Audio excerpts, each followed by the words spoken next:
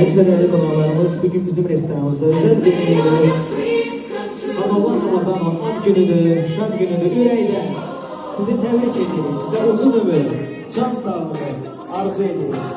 Və qanun müsibətli günlərinin tədbisindən bir ad günü sürprizi sizin üçün hazırlayırlar.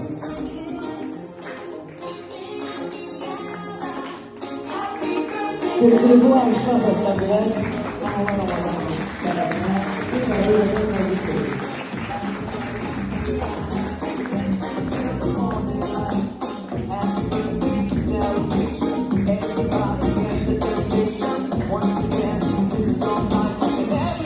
Teşekkürler.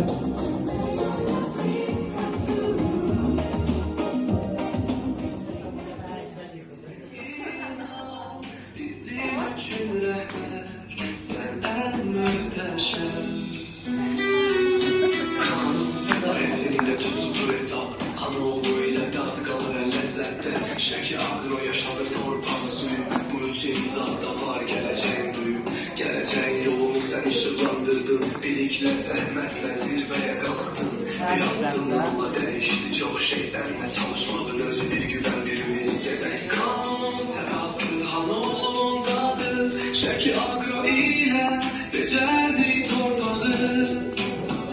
Üç yol bir yürek, bir liderinizi, bu ailenin gücüdür, Hanoğlan'ın özü.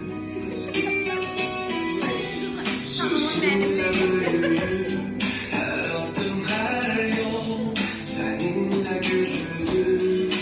Arzular, kanunla düzen var, sabitli inan, bizim için rehber, senden özür.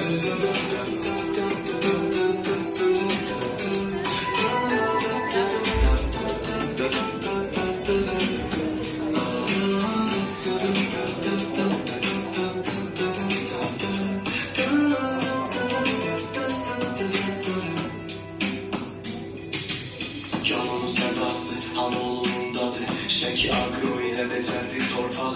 Üç yol bir yürek, bir liderinizi, bu ailenin gücüdür, Hanoğlan'ın özü.